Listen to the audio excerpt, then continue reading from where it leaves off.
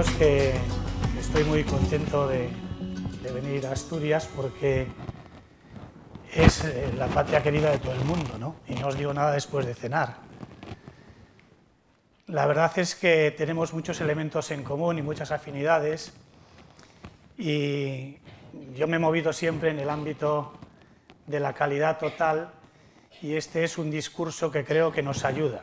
Estamos en un momento muy particular y yo creo que se trata fundamentalmente de elevar la moral de la tropa.